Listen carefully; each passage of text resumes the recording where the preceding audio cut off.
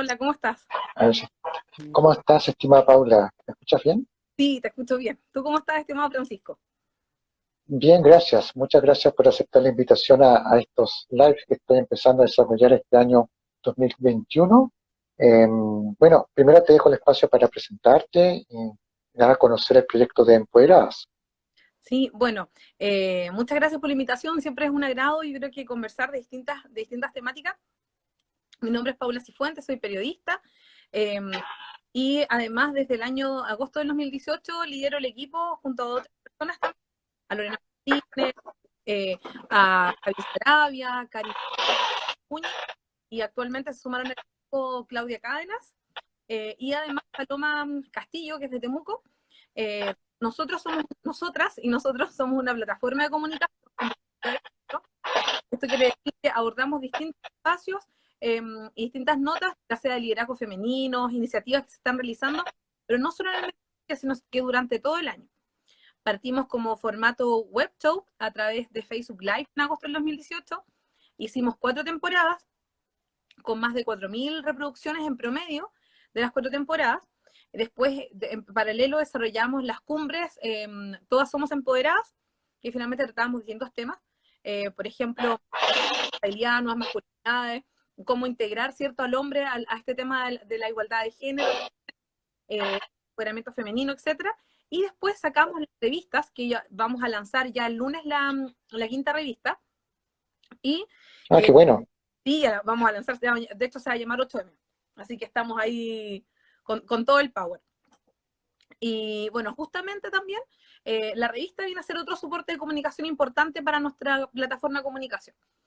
Y después de eso tenemos el programa que hacemos en Empoderadas Radio, que ya lo hacemos por CCP Radio desde hace ya un año. Tenemos un año en este medio de comunicación que justamente se ha posicionado bien, el CCP, y además va mucho como en la línea nuestra, que es tratar los contenidos de manera cercana, de manera práctica también, y siempre incluyendo entrevistas con distintas temáticas. De hecho, ahora hicimos un especial, vamos a ya avanzar en el capítulo del 8 y 9 de marzo, fueron solo para marzo en Empoderar Radio, después porque volvemos en mayo, pero son esos 10 capítulos así como bien power. 8 capítulos, que fueron del 1 Ocho al meses. 1 hasta el 5 y del lunes del 8 al 9. Así que ha sido, al menos en la radio, nos han dado como súper buenos espacios y nosotras felices de estar con él. Y además, Me parece muy bien. sí, no, ha sido Sí, espectacular. Y además tenemos un espacio en el TVU, hicimos alianza con la comunidad del contenido, ahí ¿cierto? Siempre estamos con Tanza Sarkis, Tanza Rivera, Ernesto Vargas, hablando sobre distintas temáticas, así como de mujeres, pero también de temáticas que nos van a afectar. Y también en esta línea, también tenemos ya la última como así, es el último soporte de comunicación, es en agosto del año pasado, cuando cumplimos 2 años, quisimos hacer un hito. De ahí fue cuando lanzamos nuestra página web, que nos ayudó, o sea, nos la hizo Outalab, que es una pyme. Lo hicimos de manera colaborativa, porque tú sabes que para todo es Lucas, sino que está emprendiendo. Y claro, obviamente. es todo ahí, hicimos un canje con Outalab y ellos nos hicieron la página web y ya empezamos full a prepararla a poquito, ¿cierto? Y ahora ya en el verano le dimos con todo. Y es ahí también donde empezamos a tomar distintas temáticas y también nos hemos ido posicionando a poco en eso también. Muy, muy buena iniciativa que tienes, Paula. Yo doy fe de ello porque hace ya mucho tiempo que están desarrollando una importante labor sobre la visibilización en temas de género, la importancia de la mujer en todas las esferas sociales. Justamente como tú mencionabas, viene una fecha muy emblemática. Bueno, la verdad es que todas las fechas son importantes, pero esta fecha en particular es el 8M, que ha cobrado mucha relevancia en las últimas décadas, en los últimos años. En Chile no ha sido la excepción. El tema que nos trae a colación para esta hora de conversación es sobre superación de brecha de género, ¿ya? Pero, pero es un tema, a mi juicio, complejo de analizar y por eso es conveniente siempre, como me gusta a mí, buscar antecedentes. O sea, Mm. estimada Paula, ¿qué antecedentes históricos desde tu perspectiva nos puede llevar a plantear lo que vamos a conversar ahora? Porque es un tema transversal, no tiene relación con el estrato social, no tiene relación con el estrato cultural, es un tema que es complejo y que trasciende a todos, a todos y a todos, a toda nuestra sociedad. Exacto, mira, antes de empezar, que es súper bueno así el pase que me das, yo quiero contar una anécdota. El otro Sí, día claro. vinieron a golpear a mi casa de un partido, o sea, de una candidata específica, y yo le preguntaba porque veía su propuesta, encima venía en papel, estaba mirando y le dije, oye, ¿sabes qué? A mí me gustaría conocer sobre la candidata que dice sobre el tema de equidad de género, porque veo que habla de la familia, bien, me parece, veo que habla sobre el tema del aborto, pero quiero saber qué pasa con el tema del sujeto de derecho de los niños y las niñas, y qué pasa con el tema de las mujeres. Y me dice la persona que estaba ahí, me dice, no, pero es que eso es una ideología. Y yo dije, cierto sector. Entonces, yo quiero dejar esta anécdota para que la vayamos respondiendo junto a todos los que se están uniendo y también a los que vayan a ver esta transmisión después, de si es una ideología o no. Porque justamente, y ahí también se lleva con otro tema que es cuando uno habla del feminismo y el feminazi. Nosotros podemos empezar a ver los primeros históricos lo encontramos en la época de la Revolución Francesa, con un intelectual de la época que se llama Olympe de Gougois. Olympe de Gougois decía, me parece excelente la Declaración de los Derechos del Ciudadano, los valores de libertad, fraternidad, etcétera, pero hablan de los ciudadanos. ¿Y dónde estamos las ciudadanas? Y lo que ella planteaba era justamente que la mujer tenía que ser sujeta en objeto de derecho. Cuando hablamos de que una persona, cuando cierto se escucha mucho de que las niñas y los niños, de que las mujeres no son objeto de derecho, Sí. son objeto de derecho, esto se lo explico así yo en la clase de mis alumnos, porque yo hago clases en Santo Tomás, de Los Ángeles. Y les explico, es como por ejemplo ya, una casa es un objeto, o es una propiedad sobre la que yo tengo una injerencia, sobre la que yo tengo un dominio. Entonces, un objeto de derecho. Un perrito, una mascota, es un objeto de derecho. Y las mujeres, hasta esa época, eran vistas como un objeto de derecho porque eran el marido era el que tomaba la decisión, el marido era el que estaba ahí, y ahí también el tema de ser objeto o sujeto de derecho al uso de los espacios privados y los espacios públicos. Y cuando hablamos de espacios privados, no hablamos el rol de las mujeres en los espacios de crianza, los espacios de la casa, la cocina, quehaceres, educación, etc. Y cuando hablamos de los espacios, educación de la infancia, maternidad. Claro. Y cuando hablamos de los espacios públicos, hablamos de los espacios, por ejemplo, los estudios universitarios, grandes empresas, la posibilidad de ir al mundo del trabajo.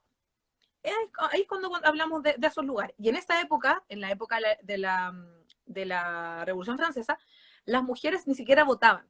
Entonces no podían ser objeto de derecho. Eran objeto de derecho, no sujeto. Y de hecho estaban supeditados al marido. Entonces, también ahí nosotros tenemos el primer antecedente histórico de Olympe de Gougois cuando ella dice, las mujeres tienen que ser, la declaración de los ciudadanos tiene que incluir a las ciudadanas. Es el primer antecedente histórico y eso es lo que se conoce como, puede ser la primera ola o la antesala de la primera ola feminista. Y ahí es cuando se produce, pues ya viene el tema de las sufragistas, etc. Pero a lo largo de la historia, nosotros actualmente estamos en la cuarta ola feminista, lo que pasa, Francisco, es justamente que se aboga por los derechos de la mujer. Y el feminismo es eso, el feminismo, existen muchas manifestaciones de feminismo que después la podemos revisar, pero justamente lo que se busca es que la mujer sea sujeto de derecho. Por ejemplo, en la segunda ola era el tema del voto, en la tercera ola el tema de la independencia, etc. Ahora, si analizamos la cuarta ola, podríamos decir que hay temáticas que ya vamos viendo, como por ejemplo el aborto legal, el aborto libre, podemos tener el tema también de la violencia de género de manera que es otro discurso que yo creo que se ha connotado más, y lamentablemente hemos tenido formas atroces o sea, muchas nos siguen matando. Entonces, ahí podemos ver, pero en el fondo lo que se quiere es que la mujer sea sujeto de derecho y no objeto de derecho. Exactamente. Estamos en la época complicada en lo que respecta en términos de contexto, ¿no es cierto? Para el caso de la mujer, no solamente en Europa, sino que prácticamente todo lo que es la civilización occidental, un poco por tratar de hacer una suerte de, reitero, de contexto. Y Chile, por supuesto, no era la excepción, incluso era mucho peor. Sí, exactamente. En Chile, bueno, recordemos que esto, al finalmente nosotros podemos verlo, por ejemplo, lo que pasaba en los campos. Tú señalabas que era un tema también a nivel transversal. No era solo de las altas esferas, de cierto grupo, la aristocracia, sino que también las demandas se están viendo de manera transversal. Tenemos la violencia de la mujer en el mundo rural, tenemos muchas informaciones y muchos temas que también se pueden tratar.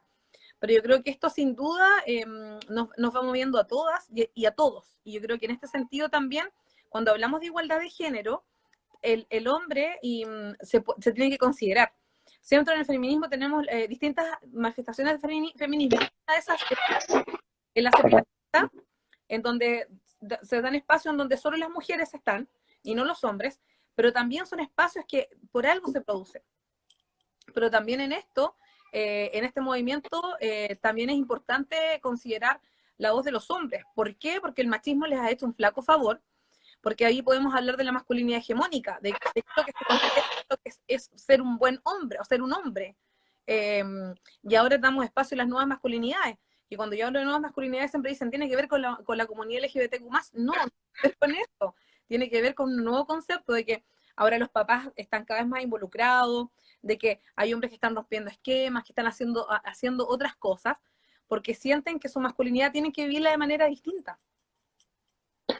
Claro, y también, bueno, haciendo, si me permite un poco contexto, lo que estaba pasando en Chile en la época, no, siempre se toma como la colonia como el punto de partida para muchos historiadores sobre el tema de género, pero la verdad es que viene mucho antes. Eh, lo que es la etapa prehispánica, en la historiografía, ese es el concepto correcto por si acaso, etapa prehispánica, no prehistoria chilena, sino prehispánica porque es antes de la llegada de los españoles a Chile. Ya se está dando esta suerte de concepto de machismo, de que la mujer siempre estaba secundada al papel del varón. Esto se da en los pueblos originarios, ¿ya? Siempre se asocia con la cultura mapuche, que efectivamente no es. La mujer quedaba relegada siempre como un segundo plano, tenía un papel muy importante en la familia. Pero más allá de eso, otras comunidades también tenían este problema, muchos pueblos originarios, ¿ya? Eh, eh, el papel secundario o derechamente no tenía un papel la mujer en ese sentido. Y cuando llega la colonia, cuando llega el dominio colonial español, la situación de la mujer no cambió. O sea, a ver, la mujer, aunque fuera de la aristocracia, está hablando del siglo XVI, XVII, XVIII, estaba condenada a quedar un papel secundario, mucho menor. ¿Cuál era el destino de ella? A ver, la esposa del conquistador, la esposa del gobernador, la esposa de cualquier autoridad de la corona española en Chile, al convento, venía de casa, o, como dije antes, ser la esposa de la autoridad regente, intendente, no sé. Ese era el destino que tenían ellas.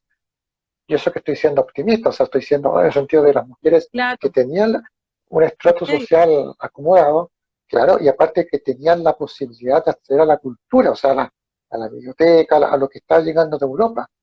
Pero el papel que ellas cumplían era prácticamente nulo, era simbólico, no tenían ninguna posibilidad de participar en la vida social o política del Chile colonial, y esto se acrecentó incluso al siglo XIX. Sí, no, y también igual, si bien yo creo que en la época de la independencia empezamos a ver como algunas mujeres, pero siempre desde un sentido como de cierto sector más aristocrático, de los críos sobre todo, que, que tenían más opinión y más temas, pero finalmente los que estaban ocupando los espacios públicos eran los hombres. Y ahí también yo creo que, y también yo creo que es un tema ahí que quien escribe la historia, uno dice, no, la historia está escrita por hombres. Sí, pero yo digo, ojo ahí, porque por ciertos hombres, porque no, la historia no la escribió, por ejemplo, un mapuche, a lo mejor, claro, desde la oralidad de la tradición, pero, o en Estados Unidos la escribió el hombre blanco, acomodado, súper religioso. Entonces también yo creo que también hay una riqueza que nos hemos ido perdiendo desde el testimonio de las mujeres. Eh, o sea, tenemos el rol de doña Javiera Carrera, Paula Jara Quemada, Eh, Claro. hay temas ahí, pero yo creo que también es bueno rescatar esa perspectiva. Sí, como tú mencionaste, una época importante quizás el tema de las mujeres, la independencia, porque aquí es donde empiezan a tomar cierta relevancia. Mencionaste el gran ejemplo de doña Javiera Carrera, Paula Jara Quemada, para quienes no conocen. Javiera Carrera, bueno, ella fue hermana mayor de los hermanos Carrera, próceres de la independencia. Ella bordó nuestra primera bandera nacional, pero no solo eso. Ella creo que fue una excepción en la época porque ella tuvo mucha inteligencia y mucha cultura. O sea, logró de alguna manera insertarse en los círculos políticos entonces y participó activamente en todas las actividades proselitistas en favor de la causa patriota, lo que marcó a ella una diferencia respecto a otras mujeres de su misma estirpe. ¿Ya? Eso fue una excepción, quizás. En el caso de Paula Cara Quemada, ella fue la que permitió que en su fondo, ¿no es cierto?, se albergaran los galetas que estaban heridos tras la sorpresa de Cancha Callada. Mm. Y eso salvó la vida de ellos. ¿Ya? Y un oficial realista un día va a este fondo y ella le niega el ingreso a él para evitar que los realistas, ¿no es cierto?, descubrieran que tenía en su custodia a estos soldados patriotas malheridos. Estoy haciendo una síntesis, esto es más complejo. Mm. Entonces ella se negó rotundamente a entregar las llaves a los oficiales de la corona española. Los oficiales de la corona española amenazaron con quemar su hacienda y ya le tiró un brasero a estos oficiales, diciéndoles, bueno, si quieren quemar la hacienda ahí tienen fuego. Finalmente los oficiales realistas quedan desconcertados Sí, porque tienen que ir. imagínate. Entonces es una heroína, o sea, claramente su valor hay que reconocerla hasta el día de hoy. También está el caso de doña Cornelia Olivares, que no la conocen seguramente porque lamentablemente no es conocida. Ella nació en Chillán y ella fue una destacada activista por la causa patriota. Bueno, los realistas la descubrieron en Chillán y en castigo por lo que estaba haciendo, la cuelgan de un árbol en la Plaza de Armas de Chillán. La cuelgan y le rapan la cabeza, le rapan las cejas, le rapan todo. ¿Ya? Cuando Chillán es liberado, cuando llegan las fuerzas patriotas de Bernardo O'Higgins, O'Higgins la condecora por su lealtad como ciudadana benemérita de la patria. ¿Ya? Es una historia que prácticamente no muchos saben, por eso la traigo a colación. ¿Cuál es el Y nombre? así, y muchos otros. Doña María Cornelia Olivares. Ya. Para los que me siguen en las redes sociales, ayer lo posteé en mi Instagram. Pero lo voy a compartir nuevamente el 8M, para que sepan. Y muchas otras mujeres que participaron en esta época de manera anónima, desgraciadamente, ya sea en batalla, Mm. suministrando pertrechos a los oficiales patriotas, a las fuerzas patriotas, quiero decir, etcétera. Y quedaron en el olvido. ¿Ya? Pero tú dijiste algo muy cierto. Hay historiadores que sí han abordado el tema de género, que sí han hecho una contribución importante. Está el caso de Vicente Gref, no me equivoco, que es un historiador del siglo XIX en Chile. Corríjame, por favor, si alguien está viendo si me equivoco. Mi memoria está un poco saturada. Que él tiene un trabajo muy interesante que lo pueden consultar en el sitio de Memoria Chilena, que aborda justamente las mujeres de la independencia. Es un trabajo importante. ¿Por qué? Porque es un trabajo contemporáneo a la época que estamos hablando. Lo elaboró a mediados del siglo XIX.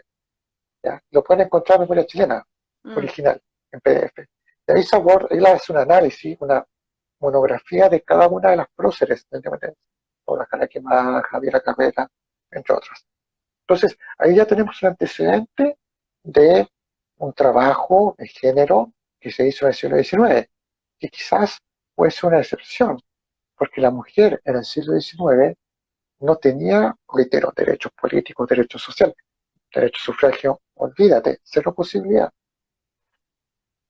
No, y ahí nos encontramos con lo que decíamos al inicio, o sea, la mujer no era objeto de derecho, no sujeto. Y ahí estaba relegada al espacio privado, por ejemplo, no sé, después yo creo que empieza a haber una evolución cuando están estas saloniers, ¿cierto? Más adelante, y empiezan a influir al espacio, después cuando empiezan, después de la salonier, ¿cierto? Empiezan las mujeres ya más de clase media, emergente, a luchar, y después ay, siempre se me olvida el nombre, pero es el apellido Sarrazaga, creo que es, cuando empiezan a crearse estos centros en base a Belén Sarrazaga, creo que es, de esta feminista española, y tuvo una visita a Chile, y se empiezan a crear fuertemente. De hecho, hay un libro de Juan Rivera, claro, de Rivera Letelier, que justamente nombra, se basa en uno de esos centros, en un libro, lo que se llama El Vendedor, algo así. Claro. Bueno, y así avanzamos la historia, llegamos al siglo XX, la mujer, ya se están agrupando en Chile agrupaciones de este tipo, feministas, si se puede decir, para varios objetivos. El principal de ellos es el derecho al sufragio, que era una demanda no solamente se está dando en Chile, sino que a nivel ya en varios países de Occidente. Sí, sí, yo creo que eso ya se empieza a ver, pero yo siento que hay un tiempo que fue un avance súper importante con el voto de la mujer, con la Cafarena, que cierto siempre se menciona, que otro día también mencionabas en los posts que también de manera injusta no fue invitada, eh, entonces por este tema de la Sí, lista, pero yo siento que se avanzó mucho y después se estancó, y después quedó, algo pasó. Y uno se podría preguntar ahí, ¿qué fue lo que pasó después de estos avances, después del voto femenino?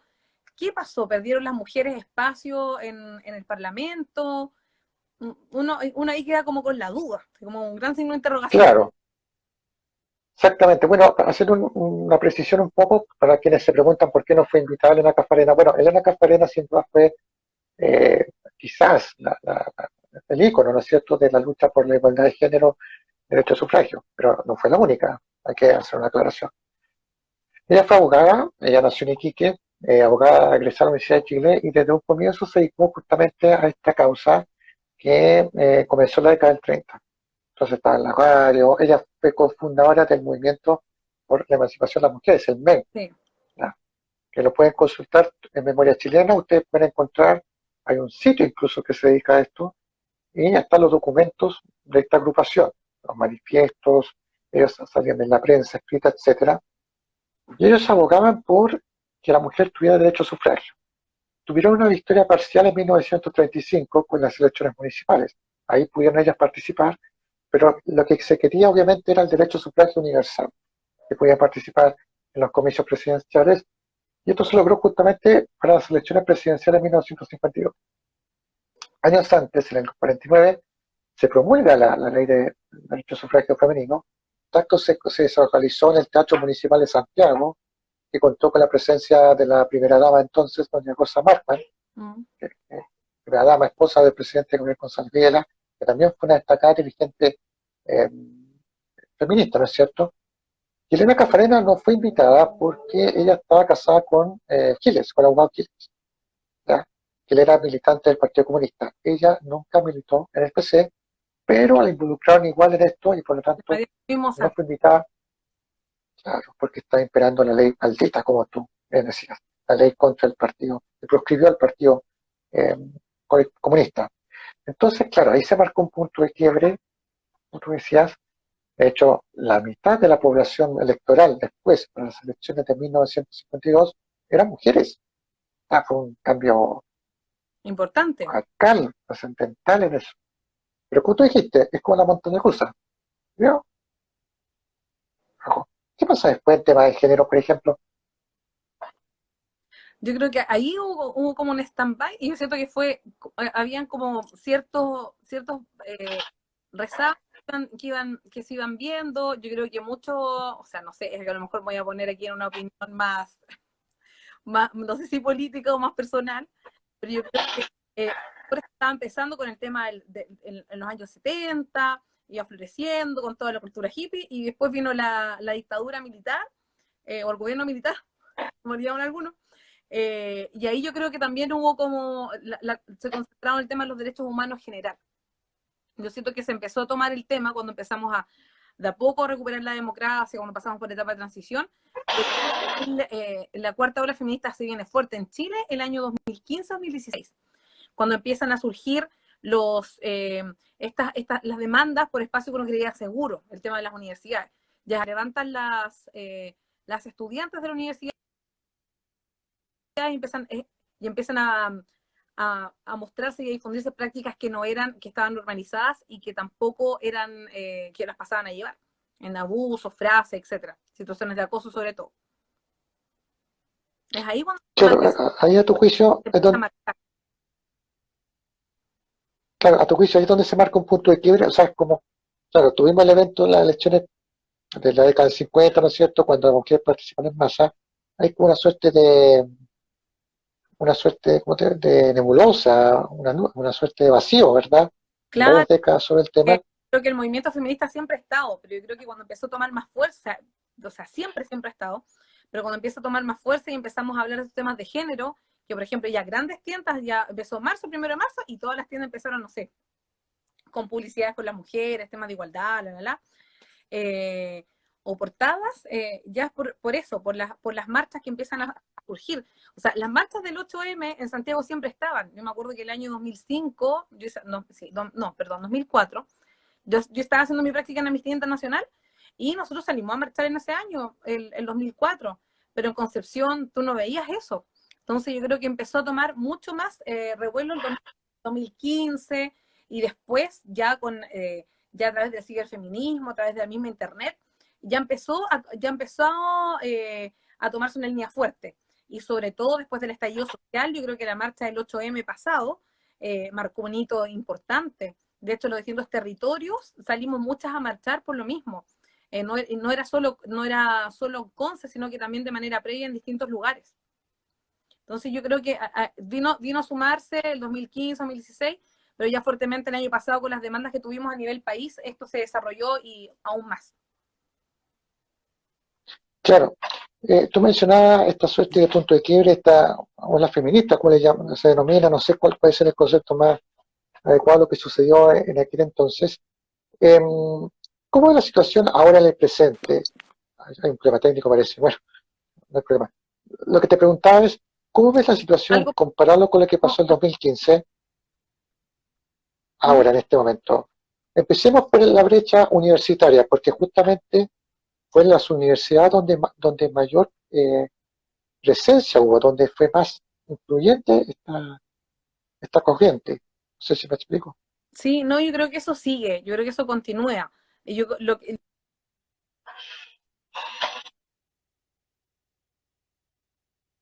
que siento yo que se ha Parece que tenemos extendido, ¿se escucha bien? Algo pasa con mi, no sé, creo que BTR Sí, me que está se pega dando un la mala poco, señal, Paula. no había pedido, No, no hay problema, no hay problema. sí. Ah, disculpa, invitamos a nuestras amigas y amigos también a participar. ¿Ah? Si quieren comentar algo, preguntar, por favor, sean bienvenidas y Sí, sin bienvenidos. duda, Prosigue. exactamente. Entonces, bueno, como te comentaba, ahí se me fue la inspiración. Ahora sí.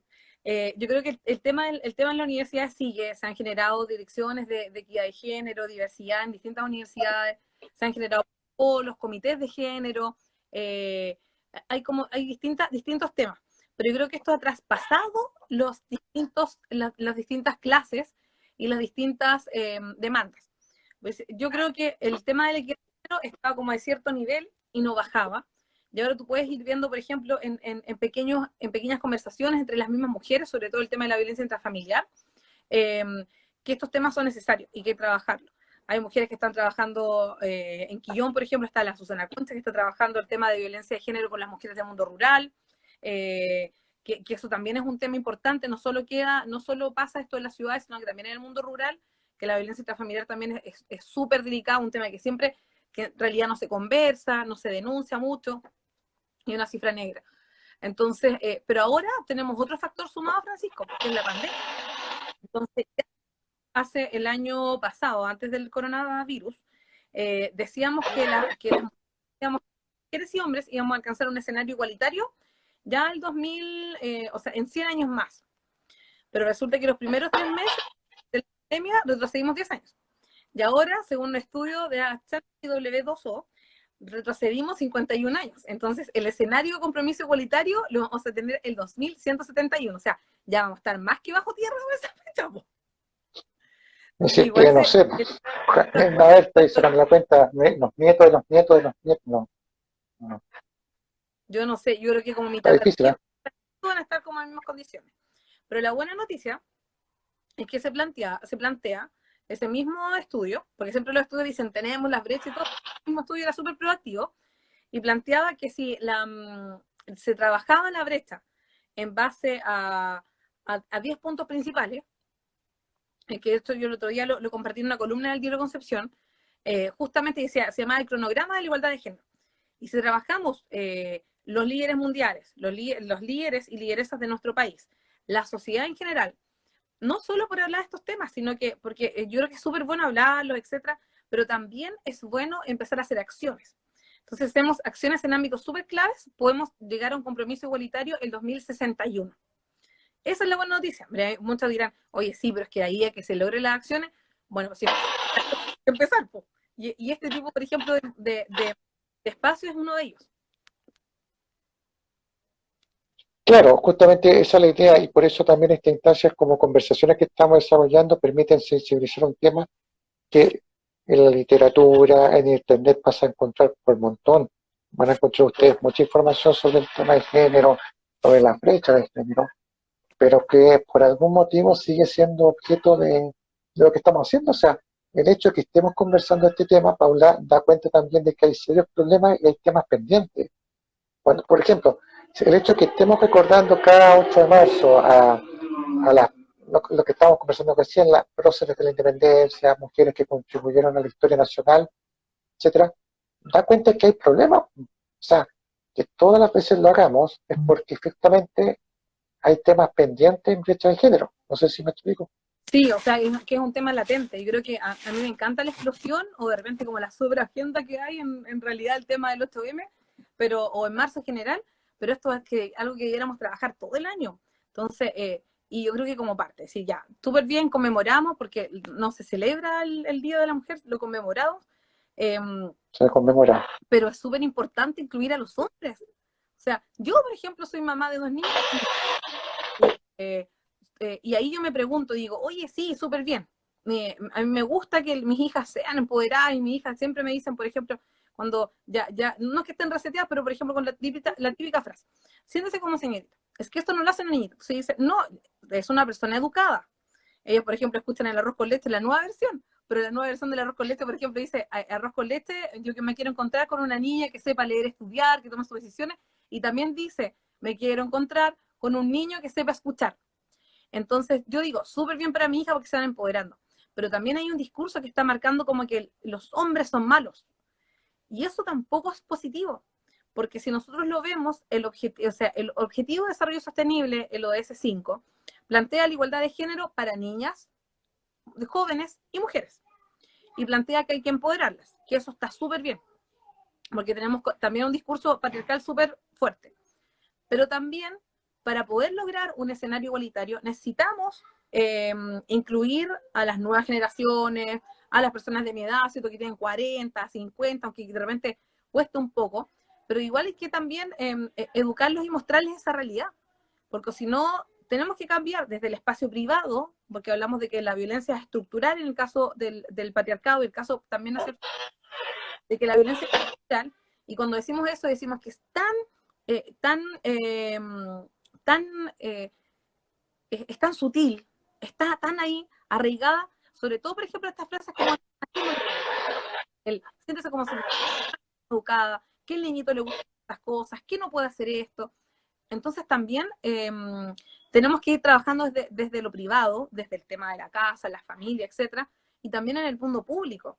Pero ahí necesitamos de las dos partes. Yo, por ejemplo, ahora me pregunto, digo, pucha, a lo mejor hay muchos hombres que son progénero, pero no lo quieren decir porque lo pueden tratar así como de machito, que no sé cómo que haces tú acá hablando de estos temas, pero eso, la perspectiva igual aporta. Yo he conocido hombres que tienen súper buenas ideas que aportar, pero me dicen, sí, es que de repente yo no me las quiero dar como de feminista. Entonces le digo, pero está bien, porque mientras más hombres vayan generando todo espacio, por ejemplo, no sé, pues siempre dan como en YouTube estos típicos videos que dicen, mira, los hombres están, no sé, pues se pasan bueno, los WhatsApp de hombres, pues, uno sabe cómo, o sea, ustedes saben cómo, pero si de repente hay alguien Sí, que tiene la pelota, pucha, por último lo hace pensar, pero para que ese hombre se empodere tiene que haber también un discurso atrás. Entonces, yo creo que también, Francisco, es un tema que hay que hablar este 8M, el tema de cómo los hombres pueden sumarse a la perspectiva de género. Yo soy feminista, no soy separatista, de todas las actividades que hemos organizado, le hemos hablado desde la igualdad de género, desde el 5, y uno puede decir, oye, sí, pero es feminista, no sé qué. Y a mí el feminismo, igual en un principio también, cuando me empecé como a deconstruir este tema, decía, no, pero es que yo soy feminista, yo soy católica, tengo 3 hijos por opción, soy casada, y yo decía, ¿qué es el feminismo? Yo no tengo nada que ver con el feminismo. Y me empecé a dar cuenta, me empecé y dije, ya, voy a estudiar. Como todas las cosas uno tiene que estudiar y leer la otra parte. Y me di cuenta que, claro, el feminismo se trata justamente de eso, de ver a la mujer como sujeto de derecho, que ha tenido una evolución, que ha tenido distintos temas, y se trata también de ir levantando y visibilizando los liderazgos del mundo privado al mundo público. O sea, yo cuando empecé a levantar el tema de empoderadas, porque lo vi como desde la comunicación, que era súper importante posicionarlo, también me dije, tengo que estudiar. Me estudié, me certifiqué, ahora hago clases en eso, me certifiqué en un taller de la norma NSH 3262 también, eh, pero es por lo mismo, porque yo creo que hay que hablar también de las nuevas masculinidades, la masculinidad hegemónica, corresponsabilidad parental, entonces también hay que hacerlo y hablarlo y tener con propuestas. Yo creo que por eso es súper, súper importante ese tema también. Claro, eso es cierto también la incorporación de los hombres, que porque como tú dices, es un tema igualitario, igualdad de género, por eso se llama justamente igualdad de derechos. ¿Qué esperas para este 8M? Bueno, este va a ser especial porque pues, estamos en contexto de pandemia, entonces no es posible hacer muchas actividades presenciales, pero ¿qué expectativas tienes como empoderadas para este 8M en Bueno, general, nosotros en el como país, en el mundo? no, nos preparamos antes, nuestro foco cuando empezamos, cuando surgimos, dijimos, vamos a hacer una fundación, vamos a hacer... No, finalmente nosotros nos definimos que somos una plataforma de comunicación. Y de esa plataforma con otras y otros entes, hemos preparado hartas cosas. Uno, por ejemplo, fue con CCP Radio, que ahí yo siempre le agradezco al tremendo equipo de CCP Radio. Preparamos durante todo febrero estos 10 capítulos, estos 8 capítulos, que le paso el dato que son todos grabados, porque a veces me dicen, hoy está acá, no, lo preparamos con tiempo y se hizo una producción tremenda, así que un saludo grande al equipo de la radio ahí. 8 capítulos de distintos temas. Por ejemplo, ayer hablamos de gaslighting con la doctora en psicología social, la Pamela Bacari. El día lunes vamos a hablar de maternidad castigada, desde cómo de la sociedad, por ejemplo, te castiga, sobre todo el mundo. Y después vamos a cerrar con la magistrada Carola Rivas hablando desde la perspectiva judicial de equidad de género.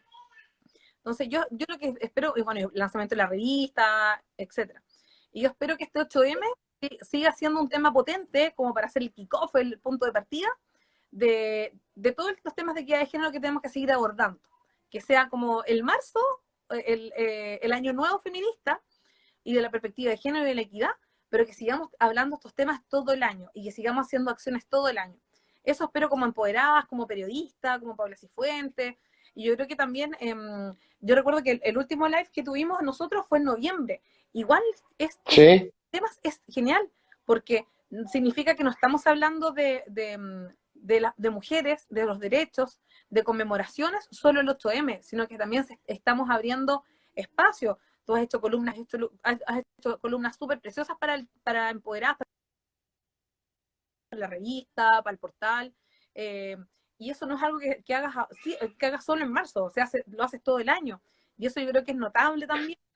Entonces, yo creo que como empoderar, justamente partir ahora este 8M, pero que sea nuestro año nuevo, la partida como el año nuevo feminista, y partamos con todo el power, empoderando a todas, colaborando, seguir haciendo también lo que a nosotros nos gusta y nos apasiona, que es comunicar. exactamente. Ahora, pero también te preguntaba cómo ven ustedes empoderadas como en general, ¿qué esperan de este 8M? Por ejemplo, ¿esperan que sea como un punto de quiebre para lo que viene más adelante, que mejore la situación de las mujeres en todos los ámbitos, en el Yo trabajo, en creo el hogar, en la vida? porque muchas, yo creo que van a ser así. Hay algunas colectivas que no van a salir, pero muchas sí, porque existe va a ser como una explosión. Y yo creo que también hay muchas organizaciones, yo creo que lo que sí, yo creo que va a ser mucho más visible que en otros años, el tema de redes sociales.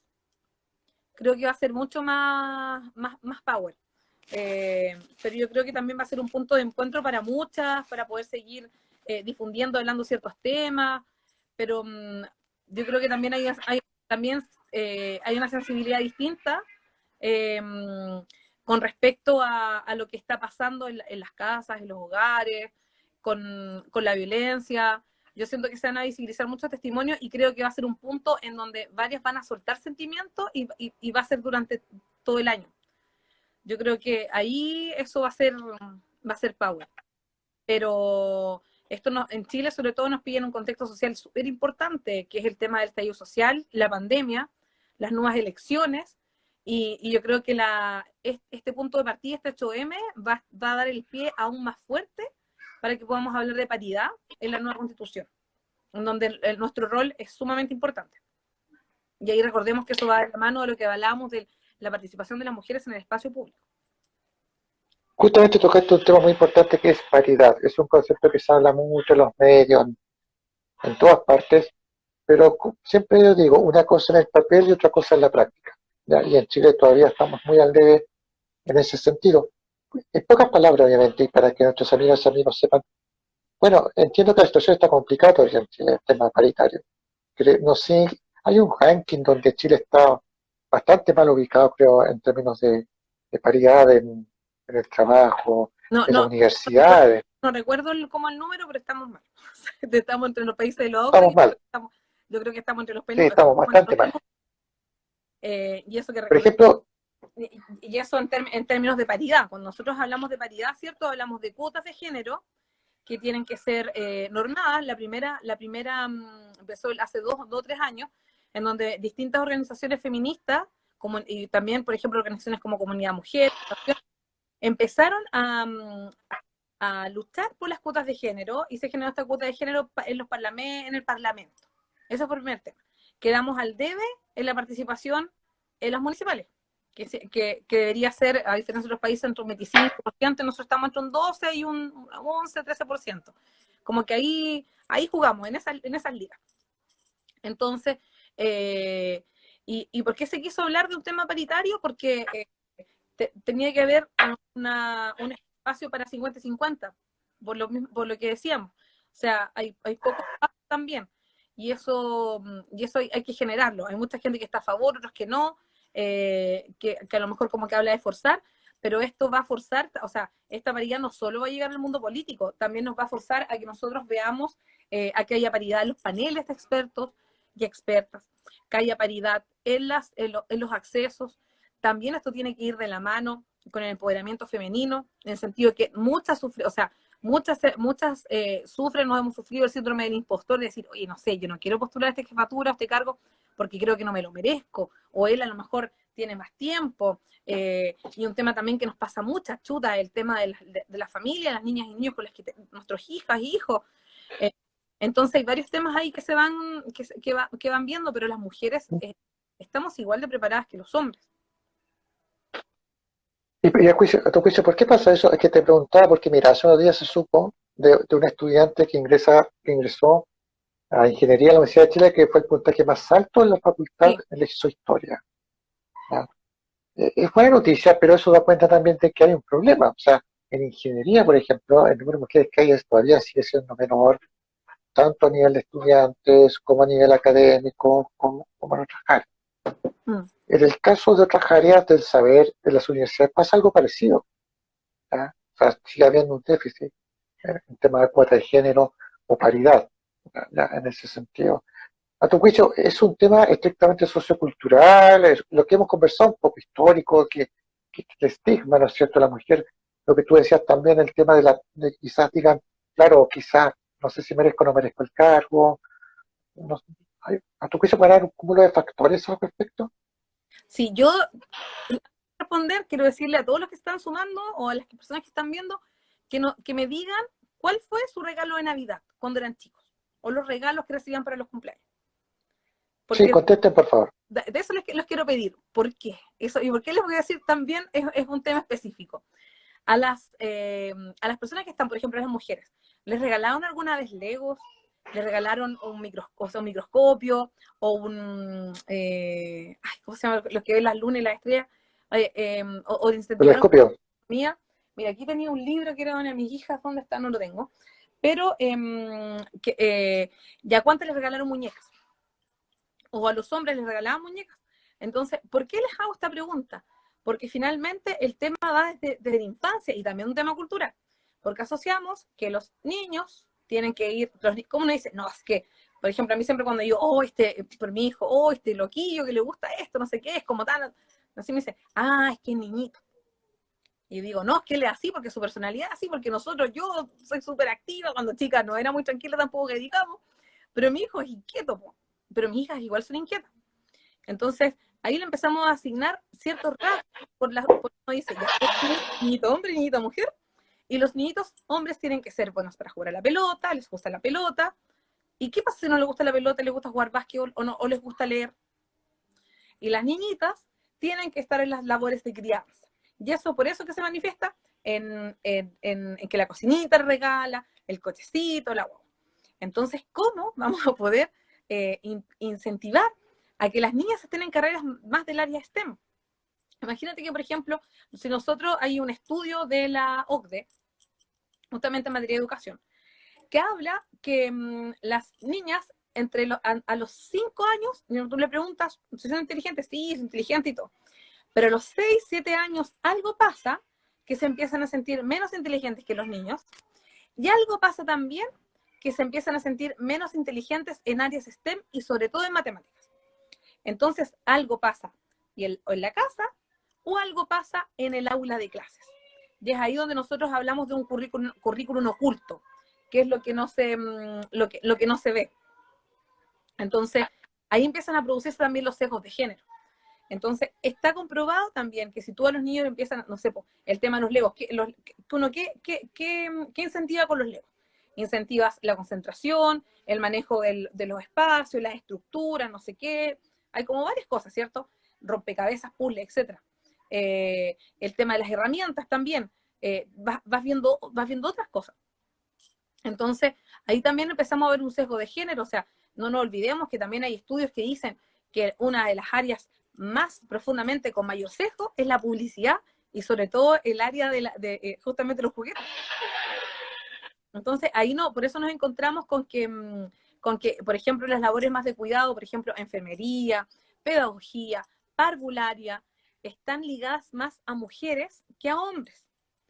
Y ahí uno dice, por ejemplo, ¿qué diría uno si uno dice, oye, un hombre quiere estudiar parvularia? No, este gallo, y como que, oye, cuidado ahí, no sé.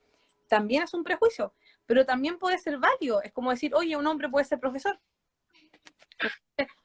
También son sesgos de género. Para ambos. Claro, justamente es un tema que ojalá mucho más tarde que temprano no se lo termine, porque de alguna manera justamente genera un estigma, como tú dices, genera un sesgo, y eso ha sido un tema permanente en Chile. ¿Ah? En Chile ha sido un tema sociocultural que en algún momento tiene que empezar a, a finalizar, a cambiar esa mentalidad que tenemos también de, como tú dices, partiendo de los regalos, regalo de Navidad, regalo de cumpleaños, tiene, siempre se ve la muñeca a la niña y no incentivarla quizás a algún área del saber que le llama la atención, ciencia, en fin. O sea que se quejan mucho de que existe ciencia en Chile, pero que falta más presencia femenina en eso, siendo que hay destacadas estudiantes, destacadas académicas que perfectamente pueden insertarse en la academia, por ejemplo. Sí, yo creo que ahí hay un tema importante, o sea, igual hay iniciativas, fundaciones que están trabajando justamente para que haya más niñas en área STEM, esta Fundación Ciencia Joven que trabaja con hombres y mujeres, también tenemos Spirit and Gear, Gears and Tech, hay varias, entonces se está haciendo un trabajo enorme yo creo que en esa línea para que haya más mujeres en áreas STEM. No sé, eso yo creo que es súper súper importante, mujeres en ingeniería, Woman in Mining, también mujeres en minería. Entonces hay varias iniciativas que están trabajando ya con acciones ya más específicas. Claro, como para ello, cuando esta conversación pasó la hora ya, estamos ya llegando a la hora, cómo se da. Pero está interesante esta suerte de aproximación un poco al tema, porque la superación en brecha de género es un tema, como te decía al principio, que se comenta mucho, o sea, en los medios, especialmente cuando se acerca el 8M, pero que en la práctica todavía falta mucho por hacer. A tu juicio, bueno, ya lo comentaste un poco, pero siempre es bueno para quienes se van conectando. ¿Cuáles son los primeros pasos o qué podemos hacer nosotros en general para superar esta brecha? Porque es un tema complejo, no basta con medidas públicas, tiene que partir del ámbito privado también y de nosotros, ¿cierto? Sí, yo creo que la base está en una educación no sexista. Yo creo que ahí está la base de todo. Primero, tener una educación no sexista. Lo segundo está en tema de hablar de igualdad de género en otros espacios. Por ejemplo, en las empresas, igual hay ciertas cosas. Por ejemplo, tenemos la norma en Chile, en la NSH 3262, que habla de igualdad de género, pero también habla de conciliación vida trabajo-familia. Y en esa conciliación de vida trabajo-familia habla de corresponsabilidad parental, que esto es donde tanto el hombre como la mujer tienen que estar dedicados a la crianza, estén o no viviendo juntos en el mismo techo, a la crianza y educación de los hijos. Y ahí, por ejemplo, también se está hablando de conceptos como, por ejemplo, cuando hablamos de conciliación vida familiar, antes que uno hacía, cuando estaba en la empresa, cuando estábamos hablando de esos temas, se hablaba de, ya, los permisos para la mamá, si el hijo eh, tiene alguna actividad o tiene que ir al doctor, pero si el papá quería ir, por ejemplo, no había permiso, o incluso aún así es aún mal mirado que puede estar, ¿cierto? Que le diga al jefe, oye, jefe, sabe que quiero ir porque quiero acompañar a mi hijo en un acto al colegio. Bueno, cuando estábamos sin pandemia. Y el jefe le dice, pero ¿y tu señora? ¿Por qué está tu señora? Así como, tú dices, chuta, ya. Pero esa norma habla de abrir esos espacios. Yo creo que a nivel político necesitamos, nivel político y de Estado, no solo en Chile, sino que a nivel general, que se hable de las brechas de cuidados. Si bien estas normas, necesita abrirse a eso. Y lo otro también, cuando hablo de la brecha de cuidado, es que muchas mujeres, producto de la pandemia, tienen que optar en la decisión, entre las cuarentenas y todo. ¿Te quedas en la casa, hijos, con el tema de las clases online, por ejemplo, que ahora son en grupo? Perdón, las clases Claro, digitales.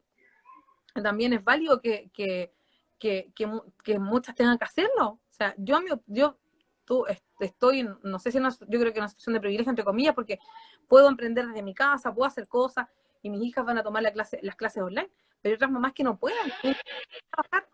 Entonces, esa brecha de cuidado es súper importante. Eso hay que trabajarlo. Lo otro también, contar con políticas claras en esta línea. Yo creo que esos son como las bases para trabajar. Y lo otro, el fomento al emprendimiento femenino, que después de esto, como la mujer perdió, bajamos a cifras históricas de participación de un 3%, 5,5% a un 43%, incluso yo creo que vamos bajando más. Empezar a fomentar el emprendimiento femenino va a ser la clave. El tema de las redes sociales, el tema de la gestión de redes sociales, etcétera. Yo creo que esos son temas claves que hay que relevar y tenemos que trabajar con miras a una igualdad de género. Eso es fundamental.